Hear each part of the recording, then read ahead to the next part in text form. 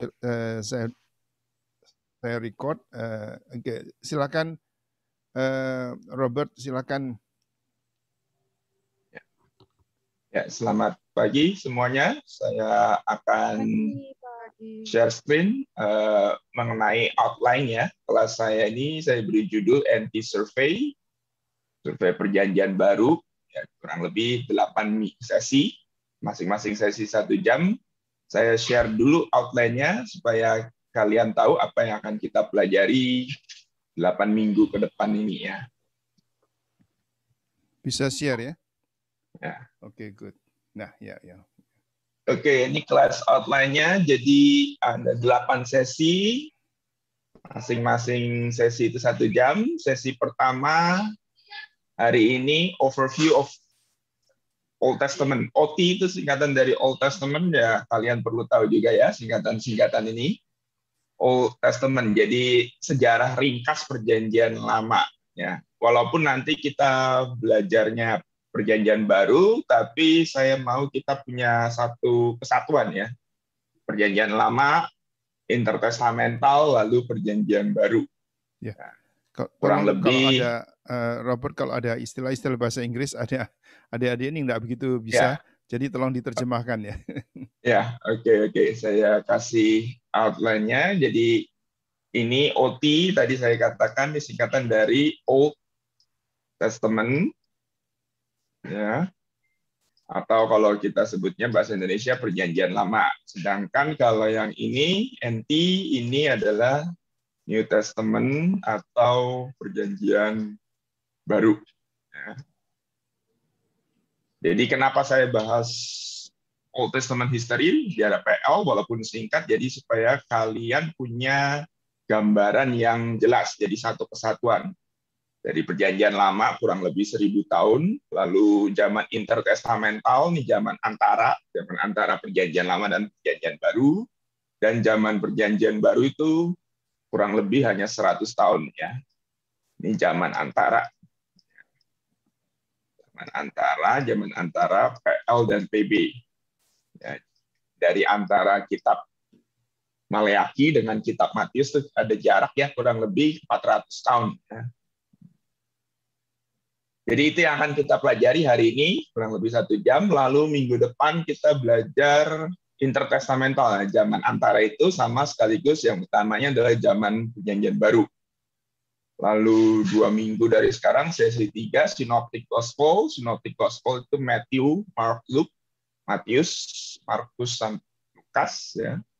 Matius, Markus, Lukas.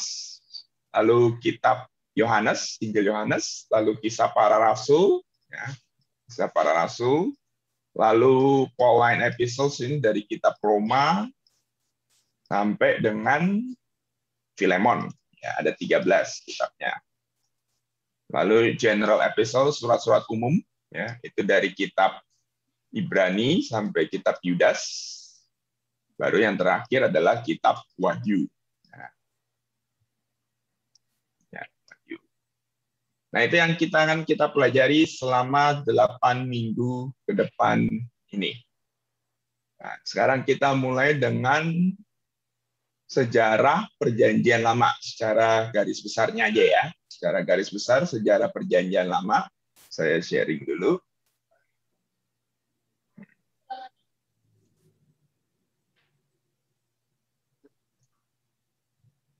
Nah, kalian bisa lihat semua ya, Brief History of Israel, sejarah singkat Israel dari zaman perjanjian lama.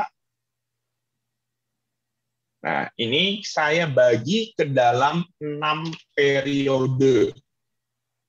Nah, 6 periode. 6 periode. Yang pertama itu zaman The Age of Patriarch. Ini zaman bapak leluhur. Ya, zaman bapak-bapak leluhur. Bapak leluhur yaitu yang di kitab Kejadian itu ada Abraham, Ishak, Yakub, lalu Ruben dengan saudara-saudaranya ada 12. Ya, zaman bapak-bapak leluhur. Yang kedua adalah the age of conquest. Conquest ini artinya penaklukan. Penaklukan atau merebut tanah Kanaan.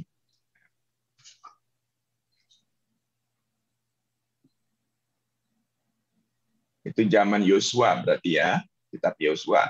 Lalu yang ketiga, The Age of Judges, ini zaman para hakim. Hakim-hakim, ini kurang lebih ada 300 tahun, ya, plus minus 300 tahun.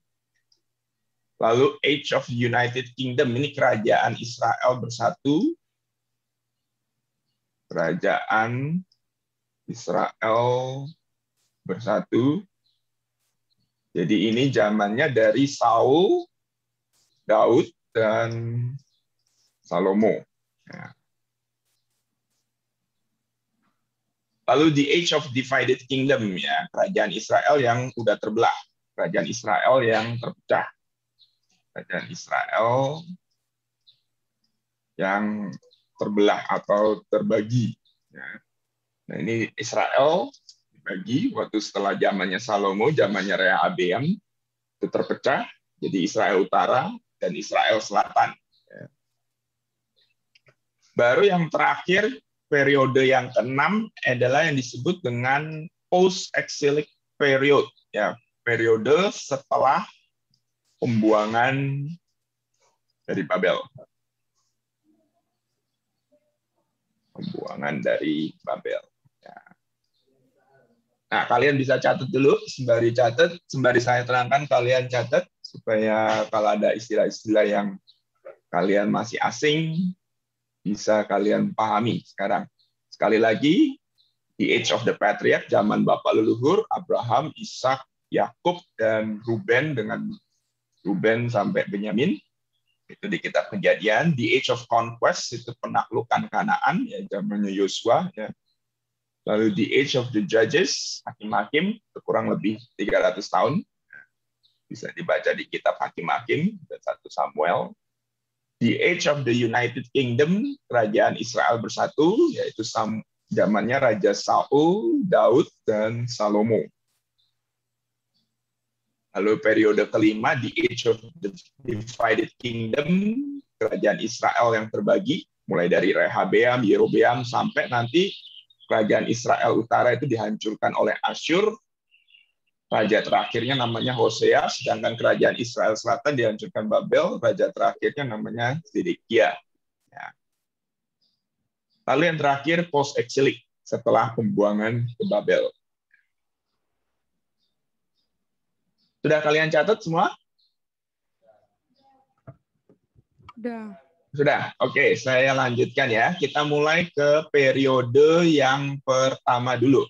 Periode pertama itu disebut sebagai the age of the patriarch, ya, masa bapak-bapak leluhur. Ya, ini singkat aja, waktunya nggak banyak.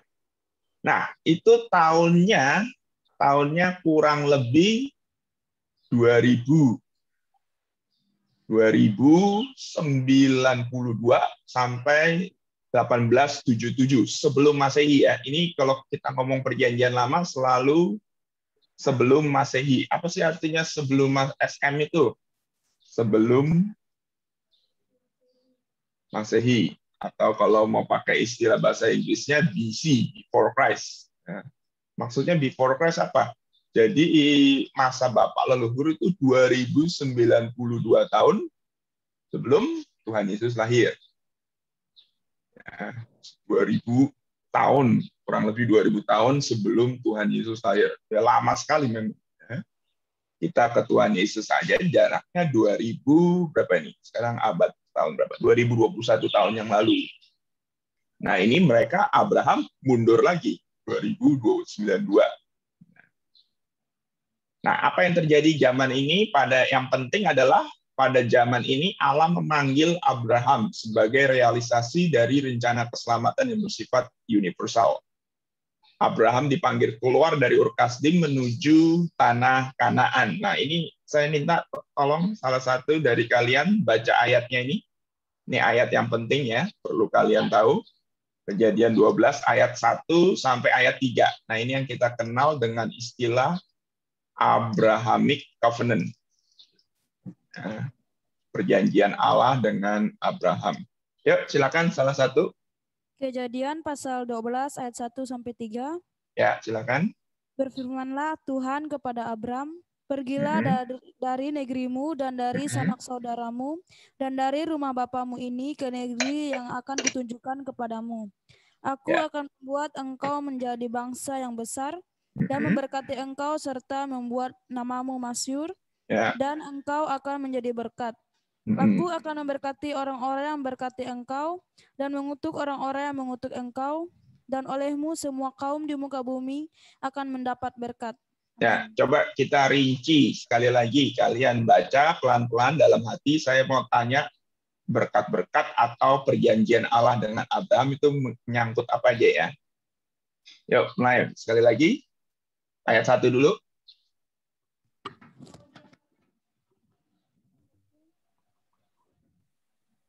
Halo, tadi yang baca itu siapa namanya?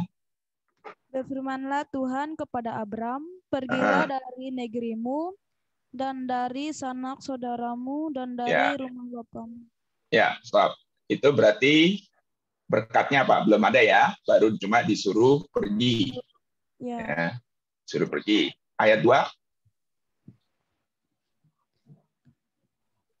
Ayat 2, silakan. aku akan membuat engkau menjadi bangsa yang besar Mm-mm. dan memberkati engkau serta membuat namamu masyhur.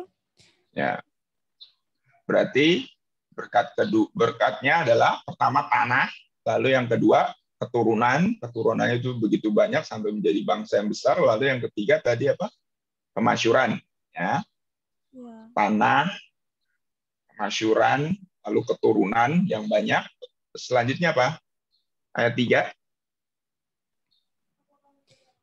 Aku akan memberkati orang-orang yang memberkati engkau Hmm, dan mengutuk orang yang mengutuk engkau. ya, perlindungan itu bicara soal perlindungan, proteksi dari Tuhan, dari Yehova, dari Allah pada Abraham dan keturunannya. Terus yang terakhir, Dan olehmu semua kaum di muka bumi akan mendapat berkat. ya itu yang paling penting ya. Jadi berkat Allah pada Abraham nggak cukup cuma sampai di dia aja, tapi Abraham itu juga menjadi saluran berkat bagi bangsa-bangsa lain. Nah ini kalian catat karena ini sangat penting ya. Abrahamic Covenant, ya, Abrahamic Covenant, perjanjian Allah dengan Abraham. Nah, dalam Alkitab Perjanjian Lama itu ada dua perjanjian yang sangat penting untuk kita orang Kristen. Saya menyimpang dulu, saya share screen-nya. Stop dulu sebentar.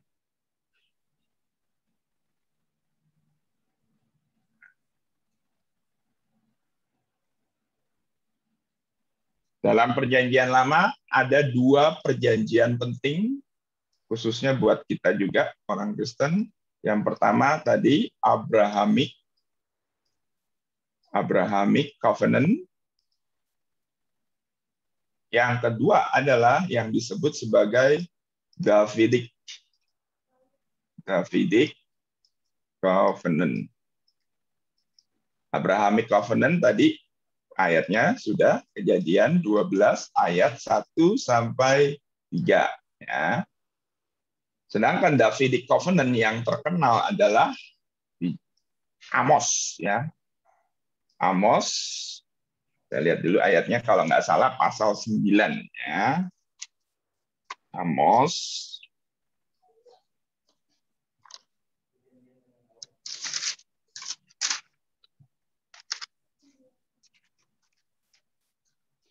ya.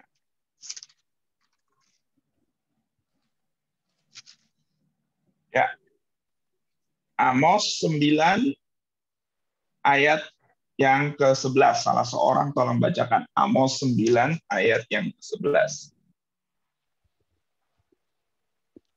Amos pasal yang ke-9 ayat yang ke-11, berikut di atas, janji mengenai keselamatan. Ya. Pada hari itu aku akan mendirikan kembali pondok Daud yang telah roboh. Aku akan menutup pecahan dindingnya dan akan mendirikan kembali reruntuhannya. Aku akan membangunnya kembali seperti di zaman dahulu kala.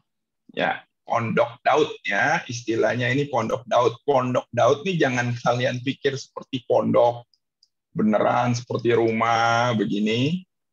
Bukan seperti ini ya. Ini bukan seperti itu yang Allah maksud.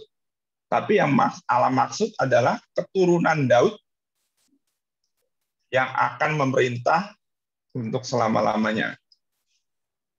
Nah, akan memerintah untuk selama-lamanya.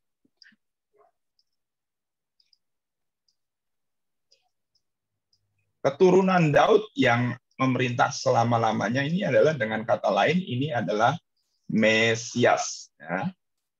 Mesias, sebagaimana kita yakini, ini bicara soal Tuhan Yesus Kristus, Jesus Christ. Ya. Jadi ada dua perjanjian penting yang kalian perlu pahami dalam perjanjian lama. Jadi kalau perjanjian lama itu disarikan, diperes sampai esensinya aja, ya jadinya dua perjanjian ini. Bukan berarti Mosaic Covenant, perjanjian Allah dengan Musa nggak penting. Ya tentunya penting juga kita belajar Taurat. Tuh. Tapi yang utama adalah dua perjanjian ini, Abrahamic Covenant. Jadi Allah menyelamatkan manusia melalui garis keturunan Abraham untuk semua bangsa di muka bumi, dan dari Abraham kan banyak. Dispesifikkan lagi ke jalurnya Yehuda, suku Yehuda, lalu dari Raja Daud, ya, pondok Daud, keturunan Daud. Oleh karena itu Mesias, kita kenal Mesias. Mesias juga disebut sebagai anak Daud, ya, karena dia berasal dari garis keturunan Daud. Oke, boleh dicatat ya, perjanjian Allah dengan Abraham dan perjanjian Allah dengan Daud atau untuk Daud. Oke, saya kembali ke slide PowerPoint. Sudah catat semua ya? Kita agak cepat karena Sudah, waktunya Pak. Ya, waktunya agak terbatas. Kembali ke PowerPoint ya. Jadi pada zaman itu, pada zaman Bapak leluhur, ini setelah periodenya Menara Babel. Menara Babel kan pasal 11. Nah, ini pasal 12-nya. Abraham dipanggil keluar dari Ur Kasdim menuju Kanaan. Oke, selanjutnya Abraham dan Sarah punya seorang anak dinamai Ishak. Ya. Dari garis keturunan Ishaklah juru selamat yang dijanjikan itu akan lahir. Ya. Jadi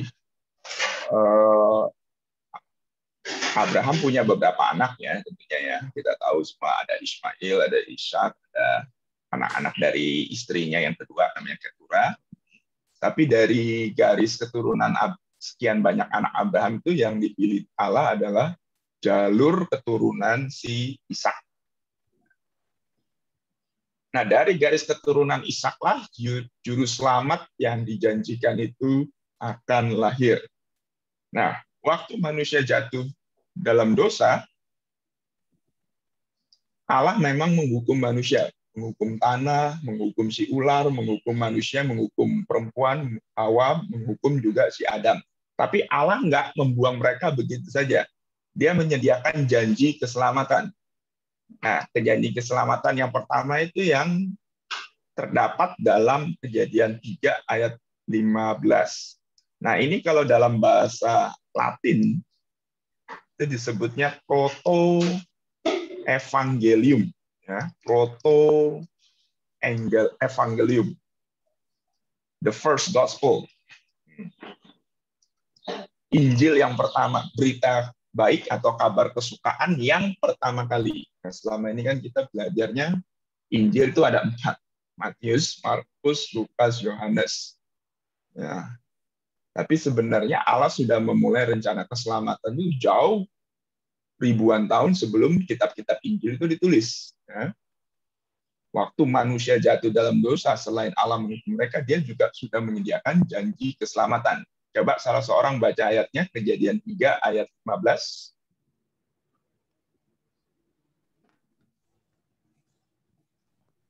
Kejadian 3 ayat 15 ini konteksnya atau latar belakangnya kejatuhan manusia ke dalam dosa. Kejadian pasal 3 ayat yang 15. Aku akan mengadakan permusuhan antara engkau dan perempuan ini, antara keturunanmu dan keturunannya. Keturunannya akan meremukkan kepalamu dan engkau akan meremukkan tumitnya. Ya, itu engkaunya di situ bukan si ular semata-mata, tapi apa yang di belakang ular itu ya iblis atau setan, roh jahat. Ya, dikatakan di situ keturunannya, keturunan siapa? Keturunan si perempuan itu, keturunan Hawa, keturunan perempuan, keturunan manusia akan meremukkan kepalamu.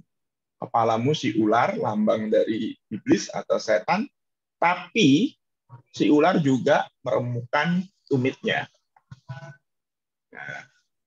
Nah, ini digenapi waktu Tuhan Yesus disalib. Ya, Protevangelium, Injil yang pertama, First Gospel, ini digenapinya kapan? Waktu penyalipan Tuhan Yesus. JC itu singkatan dari Jesus Christ ya.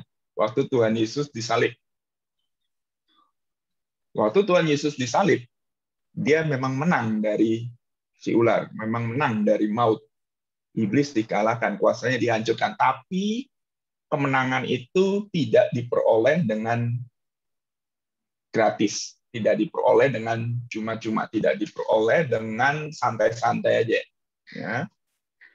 Waktu Tuhan Yesus mau disalib aja dia mengalami takutan yang luar biasa sampai keringatnya dikatakan seperti peluh-peluh darah, titik-titik darah, tetes-tetes darah, yang menggambarkan ketakutan yang luar biasa. Ya.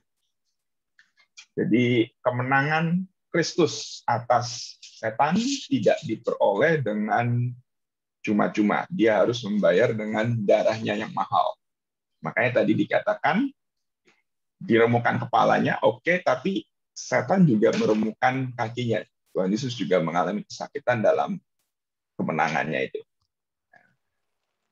Nah, itu kalian catat ya. Jadi berita atau kabar baik kesukaan, berita kesukaan yang pertama itu bukan dari Matius, Markus, Lukas, Yohanes, bukan. Berita kesukaan yang pertama kali ternyata sudah dimulai waktu manusia jatuh ke dalam dosa langsung. Jadi Allah nggak pakai tunggu lama-lama. Manusia jatuh dalam dosa, harus dihukum pasti, itu konsekuensi dosa. Tapi ada juga langsung dikasih juga jalan keluarnya, janji keselamatannya. Yaitu Kejadian 3 ayat 15. Oke, saya lanjutkan slide berikutnya. Nah, saya stop dulu, clear dulu. Kalian sudah catat, saya lanjutkan.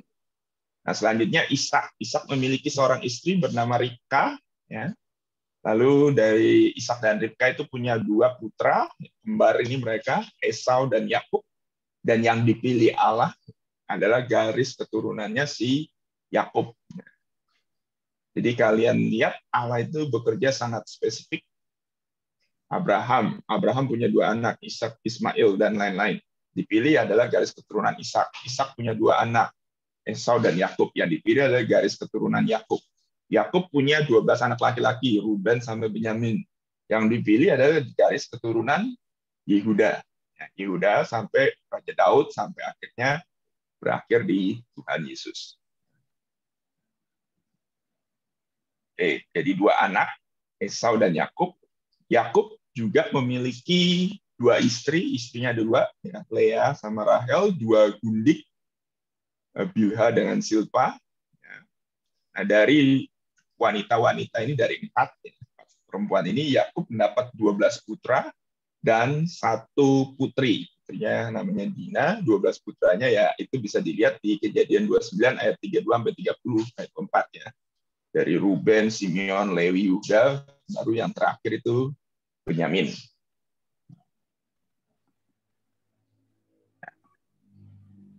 Nah, oleh karena bencana, waktu itu ada kelaparan. Mereka sebenarnya itu sudah tinggal di Kanaan, cuma waktu itu di Kanaan ada bencana kelaparan. Makanya mereka mengungsi ke Mesir. Ya. Yusuf waktu itu dibuang dan dia juga dalam perjalanan waktunya dia sudah menjadi penguasa kedua di tanah Mesir. Jadi Yusuf mengajak saudara-saudaranya, orang tuanya untuk tinggal di Mesir. Mereka tinggal di tanah Goshen, jadi agak jauh terpisah dari orang-orang Mesir. Kejadian 47 ayat yang kelima dan ke-6. Oke, lama setelah Yusuf saudara-saudaranya meninggal, Mesir diperintah oleh seorang raja atau Firaun ya, yang tidak mengenal Yusuf. Itu Keluaran 1 ayat 8. Akibatnya orang Israel jadi budak selama 430 30 tahun di tanah Mesir. Bisa dibaca di Keluaran 12 ayat 40. Jadi 430 tahun itu berapa generasi itu ya? Kalau satu generasi kurang lebih 50 tahun aja. Satu generasi 50 tahun, yang 430 ya lebih dari 8 generasi. Ya. Hampir 9 generasi di tanah Mesir. Nah, selanjutnya oleh karena kasih karunia-Nya Allah mengutus Musa dan Harun. Nah, ini bukan harus ya, saya salah ketik, bukan harus tapi Harun. Harun untuk memimpin bangsa Israel keluar dari Mesir. Namun karena Israel memberontak terhadapnya, maka Allah menghukum mereka dengan pengembaraan selama 40 tahun di padang gurun. Nah, jadi kalau kita lihat perjalanan Israel dari Mesir ke Kanaan, itu sebenarnya jalan kaki nggak lama-lama lah, paling 3 minggu sampai 1 bulan. Ada yang mengatakan 1 bulan sampai 2 bulan. Oke, ya nggak masalah. Tapi nggak sampai 40 tahun. Nah, ini luar biasa sekali ya, 40 tahun. Jarak yang mestinya bisa ditempuh 3 minggu sampai paling lama 2 bulan, ini sampai 40 tahun. Ya. Generasi pertama yang keluar dari Mesir, itu semuanya mati di padang gurun. Musa, Harun, Miriam, yang pionir-pionir yang membawa mereka keluar dari Mesir menuju Kanaan pun tidak bisa masuk ke Kanaan. Musa pun hanya melihat tanah Kanaan dari jauh. Dia tidak menginjakan kaki ke tanah Kanaan. Yang memimpin mereka masuk ke tanah Kanaan adalah Yosua dan Kaleb. Hanya Yosua dan Kaleb ini yang bisa masuk ke tanah Kanaan. Nah, semua generasi pertamanya sudah mati, padang gurun 40 tahun itu. Hanya Yosua dan Kaleb yang memimpin bangsa Israel masuk ke Kanaan. Kenapa? Ya karena bangsa Israel sekali lagi memberontak. Ya. Mereka lebih takut sama bangsa-bangsa Kanaan. Oh, bangsa Kanaan besar. Mereka bersungut-sungut. Sampai akhirnya Allah membiarkan mereka 40 tahun mengembara di padang gurun. Padang gurun. Ya, itu kisahnya. Lalu kita masuk ke periode yang kedua. Periode yang kedua ini nggak terlalu lama ya, ini mestinya ya.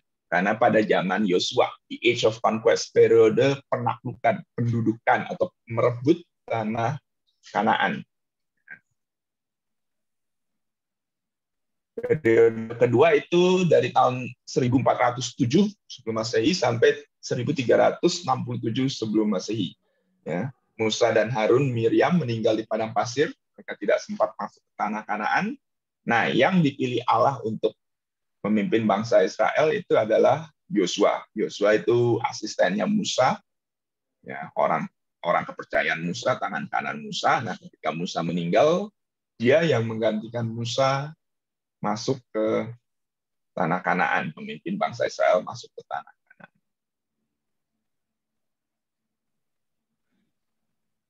Dalam proses penaklukan, terdapat pelanggaran yang menyebabkan kekalahan bangsa Israel di tangan Ai. Jadi kalau kalian baca kitab Yosua itu ada kisah menarik ya. Jadi Yosua ketika merebut kota Yeriko, dia berhasil, dia sangat sukses.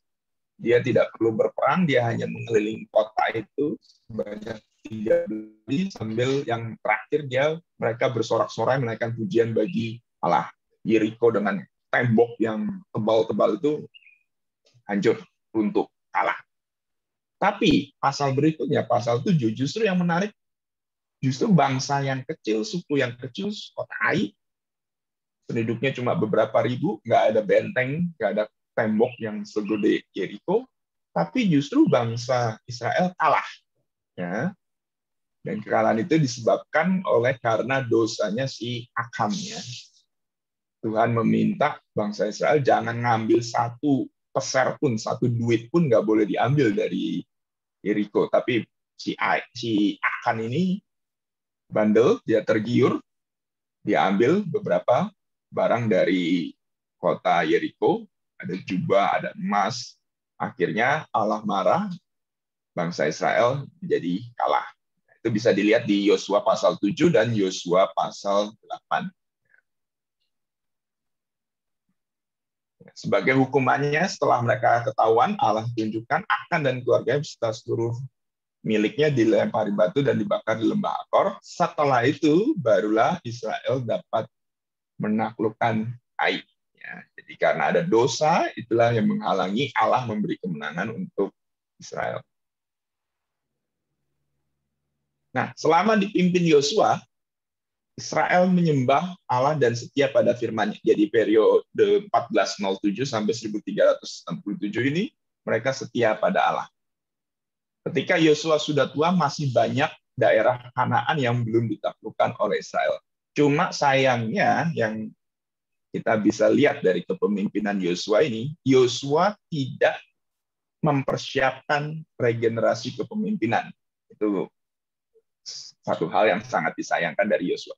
Kalau Musa sudah tahu dia tidak bisa masuk ke tanah Kanaan, dia persiapkan anak buahnya, si Yosua. Tapi Yosua tidak mempersiapkan berikutnya, regenerasi berikutnya. Nah, itu yang sangat disayangkan dari model kepemimpinan si Yosua. Nah, sebagai akibatnya, ya kalau kalian baca kitab Hakim-Hakim,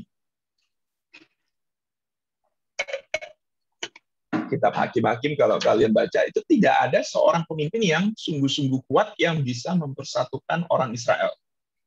Ya. Tidak ada pemimpin yang sungguh-sungguh kuat yang bisa mempersatukan orang Israel. Bangsa Israel sekali lagi kan terbagi 12 suku. Nah, masing-masing suku memikirkan kepentingan sendiri, jadi nggak bersatu.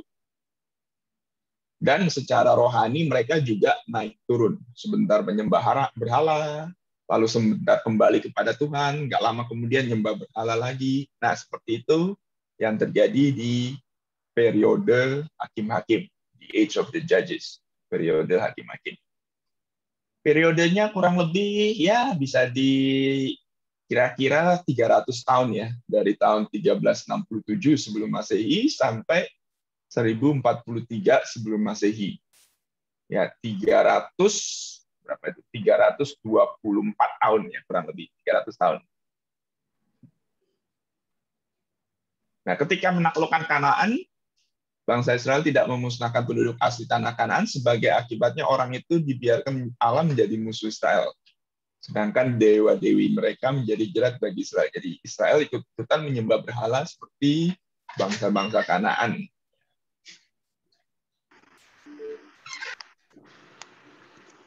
Berulang kali Israel melakukan apa yang jahat di mata Tuhan, menyembah berhala, maka Allah memakai bangsa-bangsa lain untuk menghukum Israel. Ada bangsa Amalek, Filistin, Midian, orang Midian. Allah membangkitkan hakim-hakim, ini yang disebut sebagai pemimpin tribal leaders, pemimpin-pemimpin suku. Ya, pemimpin-pemimpin suku, karena waktu itu bangsa Israel tidak bersatu. Kalau zamannya Musa mereka bersatu, zamannya Yosua mereka masih bersatu, masih kuat persaudaraan mereka. Tapi begitu zaman hakim-hakim, 300 tahun ini mereka masing-masing berjalan sendiri-sendiri. Makanya yang dipakai Allah adalah hakim-hakim, tribal leaders, sebagai bukti kasihnya bagi bangsa Israel yang ditindas bangsa asing. Saat tertentu Israel bertobat kembali ke Allah. Tapi setelah hakim-hakimnya meninggal, ya mereka kembali lagi ke kebiasaan lama mereka, menyembah berhala, berzinah dengan dewa-dewa lain. Nah, itu berulang kali terjadi selama periode 300 tahun tadi, 324 tahun. Nah, hakim terakhir dari bangsa Israel adalah Samuel. Samuel ini sebenarnya punya 2 anak, namanya Yoel sama Abia. Mereka sempat menjadi hakim, cuma karena mereka ini bukan hakim yang benar, hakim yang jahat, mereka terima suap, membela yang bersalah, menghukum yang benar, sampai akhirnya orang Israel datang ke Samuel sendiri untuk meminta Samuel memilih seorang raja, menobatkan seorang raja.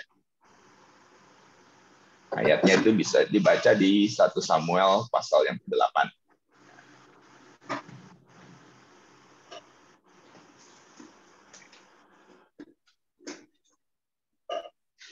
Periode, jadi tadi sudah hakim-hakim, terakhir hakim namanya Samuel. Samuel punya 2 anak, Yoel dan Abia. Ini hakim yang jahat. Jadi bangsa Israel meminta, tolong pilih raja untuk kami. Nah, itu akhirnya kita masuk ke periode yang berikutnya. The Age of the United Kingdom. Ya, periode kerajaan Israel bersatu. Kerajaan Israel bersatu ini ada 3 raja ya, Saul, Daud, dan Salomo. Nah, periodenya itu kurang lebih tahun 1043 sampai tahun 930 sebelum Masehi. Sekali lagi semua ini kejadiannya sebelum Tuhan Yesus lahir. Samuel mengurapi Saul sebagai raja pertama Israel. Awalnya Saul itu raja yang baik. Turut sama Tuhan, mengikuti perintah Tuhan. Namun Saul tidak sepenuh hati taat pada Allah. Dalam beberapa peristiwa ia melanggar perintah Tuhan. Tuhan suruh dia musnahkan orang Amalek, tapi dia tidak lakukan. Ya, 1 Samuel 13 ayat 1-14. Akibatnya Samuel ditolak oleh Tuhan sebagai raja atas Israel. Jadi Tuhan sudah persiapkan pengganti Saul, itu yang kita kenal dengan Raja Daud. Tuhan suruh Samuel ke Bethlehem untuk mengurapi Daud, namun Daud tidak langsung jadi raja. Nah, ini bedanya Saul dengan Daud. Kalau Saul diurapi, nggak lama kemudian dia jadi raja. Tapi kalau Daud ini, dia diurapi, tapi tidak langsung jadi raja. Justru Daud jadi buronan, ya. Jadi buronan dikejar-kejar oleh Saul.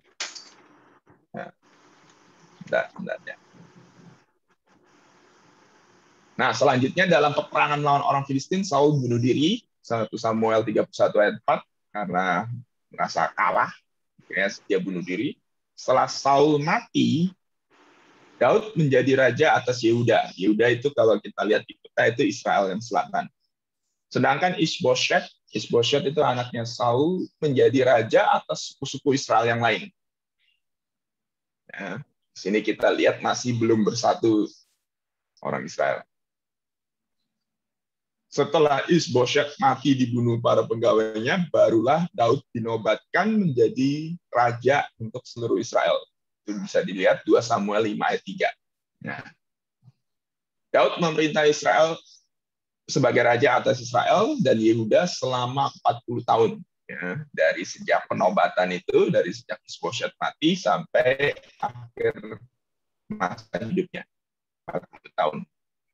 Ya, Daud digantikan oleh Salomo. Salomo ini siapa? Salomo adalah anak Daud dari Batsheba. Ya, kalian tahu Daud berzina dengan Batsheba, anak yang pertamanya mati, baru anak yang keduanya itu yang kita kenal dengan nama Salomo.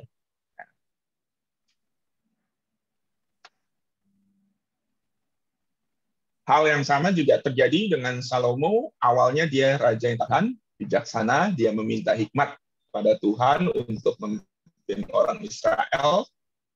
Ya, dia juga ini yang penting membangun bait Allah di Yerusalem, First Temple.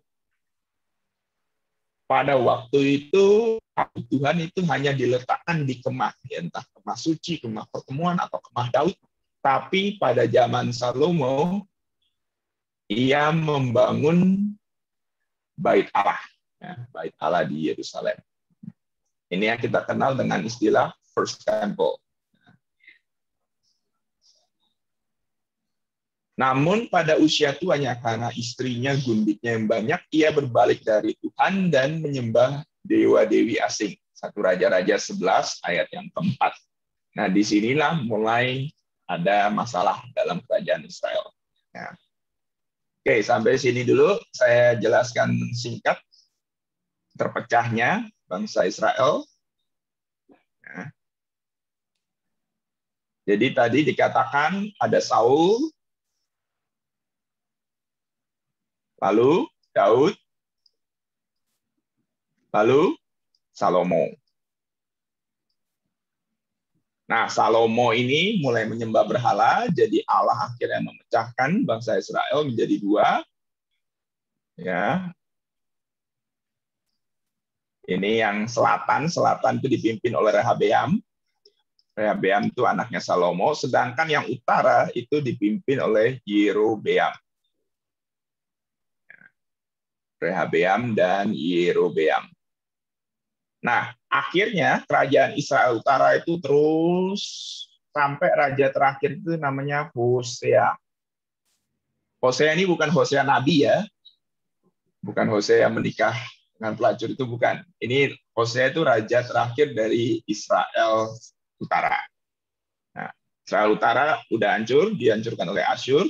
Israel Selatannya masih berjalan terus sampai akhirnya tahun 586 dia dihancurkan oleh Babel. Raja terakhirnya adalah Zedekia. Zedekia. Nah, ini saya kasih keterangan. Ini kerajaan Israel bersatu. Kerajaan Israel bersatu. Nah, periode dari Rehabeam sampai ini yang disebut sebagai kerajaan Israel yang terbelah, yang terpecah, yang terbagi. Ya. Pecah. Jadi Israel Utara dengan Israel Selatan memisahkan diri. Ya. Nah, kira-kira kalau digambar grafiknya itu seperti ini ya. Saul, Daud, Salomo bersatu yang terpecah dari Rehabeam atau Yerobeam sampai zamannya Hosea dan Zedekia. Oke, kalau sudah dicatat, kasih tahu, saya lanjutkan. Udah, Pak.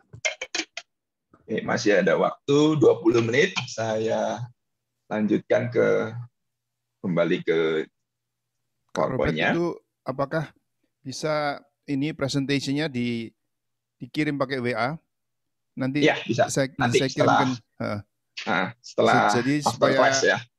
Adik-adik kita bisa melihat kembali apa-apa yang nggak ketangkap bisa diulang kembali dari rekamannya ini.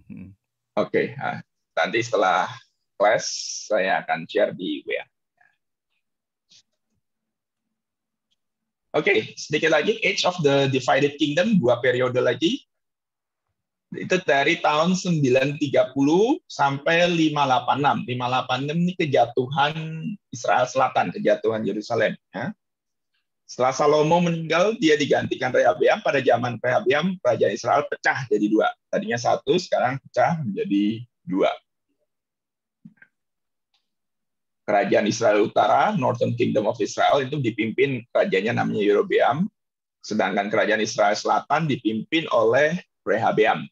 Ya, Rehabeam ini yang anaknya Salomo.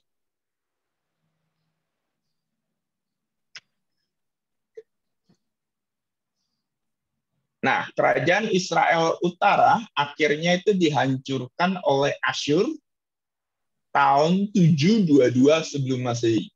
Jadi 722 tahun sebelum Tuhan Yesus lahir, kerajaan Israel Utara, tadi saya katakan Yerobeam raja pertamanya, yang terakhir itu adalah Hosea. Nah, sedangkan kerajaan Israel Selatan dihancurkan oleh Babel tahun 586. Ya. Raja Israel Selatan, tadi saya katakan Rehabeam, anaknya Salomo, dan yang terakhir adalah Zedekia. 586 sebelum Masehi. Lalu ada pembuangan Babel, ya. Jadi pembuangan ke Babel itu 3 kali ya, bukan sekali seperti yang kita bayangkan selama ini, tapi 3 kali dibuang. Pertama kali 605 sebelum Masehi. Contohnya siapa yang ikut? Ya Daniel itu. Daniel, Hananya, Mishael, Asaria itu yang pembuangan pertama. Terus 597 dibuang lagi. Itu Nabi Yeskiel termasuk di dalamnya. Baru yang terakhir, nah ini yang paling parah, Kota Yerusalem dihancurkan, Bait Allah dihancurkan, 586 sebelum Masehi, penduduk Yehuda yang tersisa.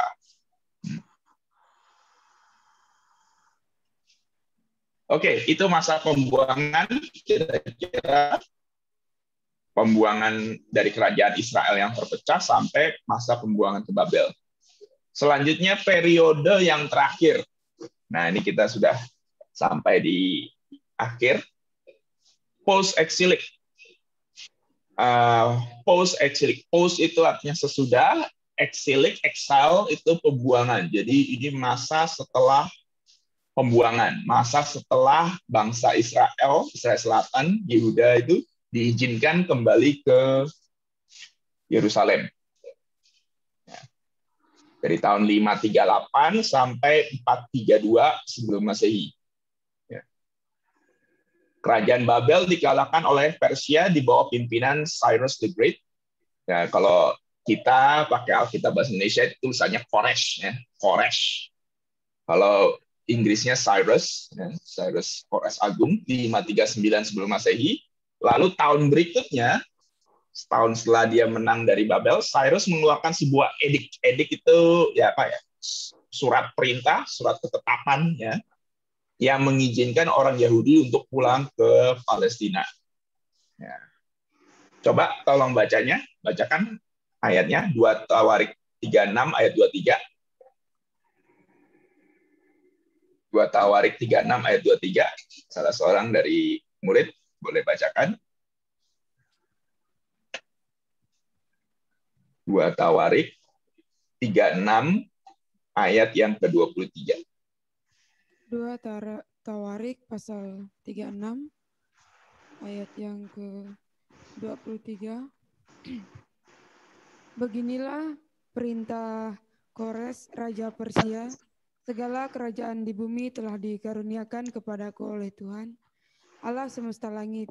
Ia menugaskan aku untuk mendirikan rumah baginya di Yerusalem yang terletak di Yehuda. Siapa di antara kamu termasuk umatnya, Tuhan Allahnya menyertainya dan biarlah ia berangkat pulang. Ya, itu maklumat atau ketetapan dari Raja Koresh atau Raja Cyrus. Jadi orang Yehuda, Yahudi, boleh kembali ke Palestina. Tapi perlu dicatat, tidak semua orang Yahudi mau kembali ke Palestina. Ya. Kalian ingat kisah Esther, ya, kalian ingat kisah Daniel, nah itu contoh orang Yahudi yang nggak mau kembali pulang ke Palestina. Ada Esther, ada Daniel, ada Mordekai, ada Nehemia.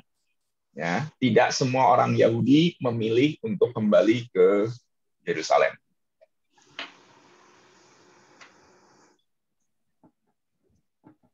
Ya, kembalinya orang Yahudi ke Palestina itu juga terjadi dalam beberapa periode. Kalau tadi pembuangannya kan 3 kali.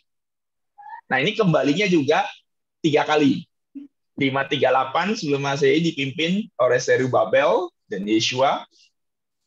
Lalu 457 itu dipimpin oleh Ezra. Ezra ini seorang ahli kitab, ya, pengajar Taurat. Dan 444 sebelum Masehi dipimpin oleh Nehemia. Ya. Jadi 3 kali pembuangan, 3 kali mereka juga kembali ke Yerusalem atau Palestina. Nah, orang Yahudi yang kembali ke Palestina mulai membangun kembali Bait Allah dan kota Yerusalem. Bait Allahnya itu yang disebut sebagai Second Temple.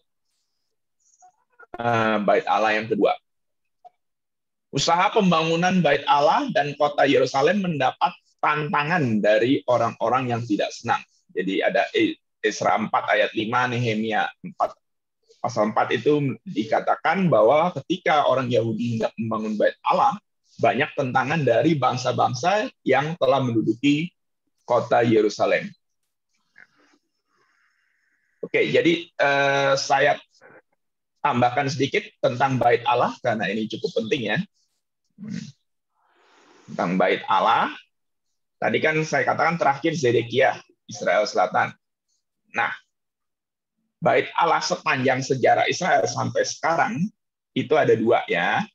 Bait Allah. Bait Allah yang pertama atau yang kita kenal dengan istilah First Temple itu dibangun oleh Salomo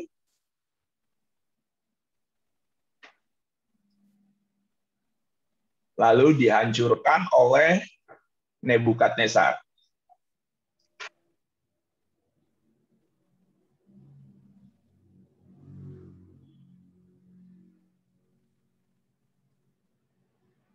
Sedangkan bait Allah yang kedua,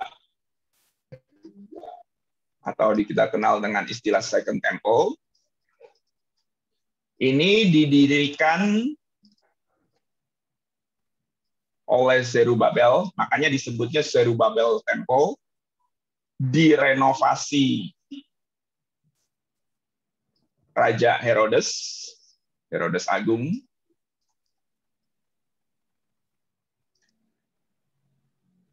lalu dihancurkan oleh Titus.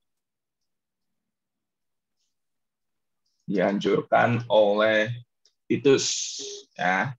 Nah, ini sedikit sejarahnya tentang bait Allah, sedikit catatan tentang bait Allah. Jadi selama ini bangsa Israel sudah membangun 2 bait Allah. Yang pertama dibangun oleh Salomo, lalu dihancurkan Nebukadnezar. Lalu yang Second Temple ini didirikan oleh Zerubabel pada masa setelah pembuangan, lalu direnovasi oleh Raja Herodes, dan akhirnya dihancurkan oleh Titus. Titus itu siapa? Titus itu waktu dia menghancurkan bait Allah itu dia statusnya masih jenderal, baru setelah ayahnya meninggal dia naik jadi Kaisar Roma. Nah, itu sedikit tentang sejarah bait Allah. Sudah kalian catat? Lagi dicatat. Oke, saya kasih waktu sebentar karena sudah mau selesai juga ini.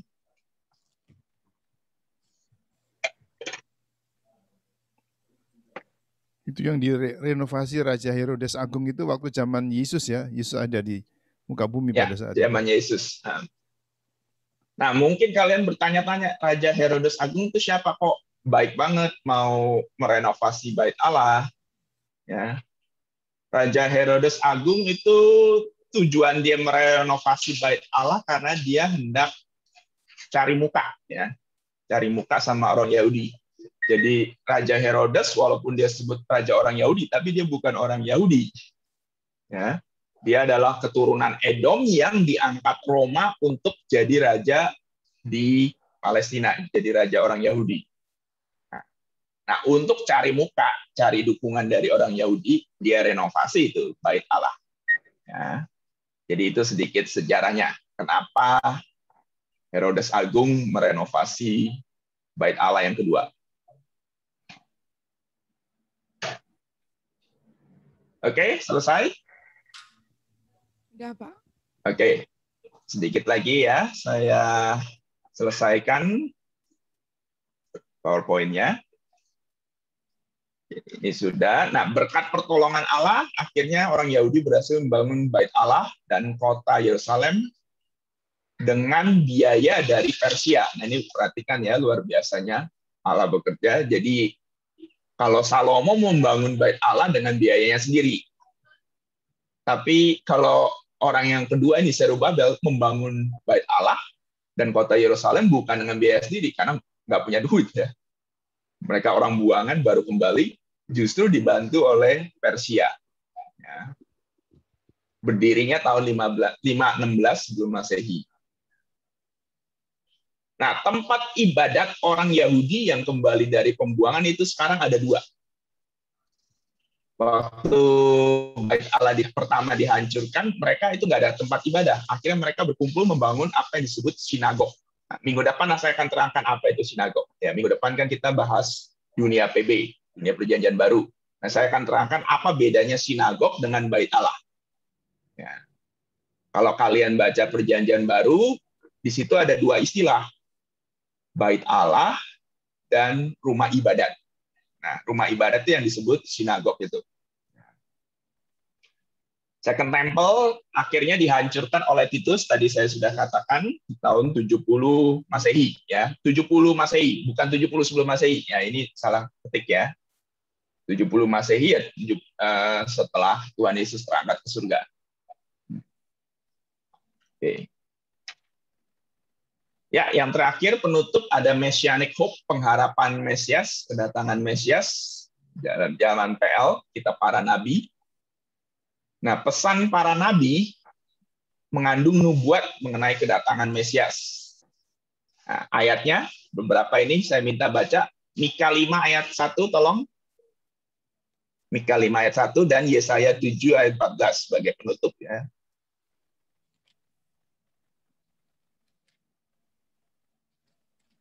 Mika 5 ayat yang pertama, orang lain siapkan Yesaya 7 ayat 14. Mika 5 pasal 5 ayat yang pertama. Ya, Mika pasal 5 ayat yang pertama. Perikop di atas Raja Mesias dan penyelamat Israel, penyelamatan Israel. Tetapi engkau, hai Betlehem Efrata, hai yang terkecil di antara kaum Yehuda, daripadamu akan bangkit bagiku seorang yang akan memerintah Israel, yang permulaannya sudah sejak purbakala, sejak dahulu kala. Ya, jadi Bethlehem Efrata. Jadi Mesias akan dilahirkan di mana? Bethlehem Efrata. Kalau kalian lihat peta Alkitab, di Alkitab yang buku bagian belakang itu, Bethlehem itu letaknya di Israel Selatan, ya, dekat dengan Yerusalem. Satu ayat lagi terakhir, Yesaya 7 ayat 14. Yesaya pasal 7 ayat yang ke-14. Sebab itu Tuhan sendirilah yang akan memberikan kepadamu suatu pertanda. Sesungguhnya seorang perempuan muda mengandung dan akan melahirkan seorang anak laki-laki dan ia akan menamakan dia Immanuel. Ya, seorang perempuan muda. Terjemahan lain sebenarnya dibilang seorang perawan, ya, seorang perawan. Nah, itu terjemahan itu saya lebih suka itu yang virgin. Itu bicara soal seorang perawan Maria yang akhirnya melahirkan seorang anak, Tuhan Yesus, yang menjadi juru selamat bagi seluruh umat manusia. Nah, nubuat mesianik ini digenapi dalam diri dan pelayanan Yesus Kristus.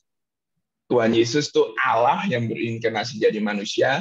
Yohanes 1 ayat 14. Ia adalah wahyu Allah yang sempurna. Ia mati menebus manusia dari maut. Itu ayatnya kita kenal ya. Roma 6 ayat 23. Upah dosa ialah maut. Karunia Allah ialah hidup kekal dalam Tuhan Yesus Kristus. Ya, sekian sejarah singkat dari Perjanjian Lama, bangsa Israel dan Perjanjian Lama. Minggu depan kita akan membahas zaman intertestamental, zaman 400 tahun itu, sekaligus juga zaman Perjanjian Baru. Ya. Oke, nanti PowerPoint-nya akan saya share supaya kalian bisa punya catatan, ya, backup-nya ya. Ya, terima kasih. Terima kasih. Saya stop dulu. Ya. Terima kasih. Ada kegiatan lain ya, 3 menit lagi harus menguji atau apa ya? Ya. Ya, saya bimbingan. Ya, terima kasih. Itu pertanyaan, kalau yang tempel kedua itu apakah yang sekarang itu ada tembok keluh kesah itu apakah sisa-sisa dari tempel yang kedua tadi? Ya, Wailing Wall ya. Wailing Wall. Ya, tembok itu adalah bagian dari bait sisa-sisa bait Allah yang kedua yang dihancurkan oleh Titus. Ya. Jadi itu bagian apanya saya lupa. Itu di situ bangsa Israel meratap sambil menyatakan harapan mereka untuk adanya bait Allah yang ketiga. Oke. Yuk, terima kasih Kak Robert. Ini terima kasih untuk adik-adik semua belajar. Nanti PowerPoint-nya akan di-share. Tolong dengarkan lagi karena itu cukup rumit ya, sejarah Perjanjian Lama itu diringkas di dalam 1 jam saja. Jadi saudara-saudara bisa tahu semuanya dengan jelas dan bahkan saya juga mendapatkan manfaatnya dari, meskipun saya sudah tahu firman Tuhan juga sudah lama, tapi bisa mendapatkan manfaatnya dari pelajaran hari ini. Jadi tolong adik-adik semua belajar dengan, jangan sampai ada yang kelupaan minggu depan, nanti kalau kelupaan sudah susah untuk ngejarnya ya. Jadi tolong dengarkan lagi rekaman ini sambil nanti dicatat, dicoret-coret di catatan yang akan diberikan Ya. PowerPoint-nya. Yuk, salah satu kita berdoa. Silakan. Pak Yonatan mau bicara atau apa? Silakan juga kalau ada komen dari Pak Yonatan.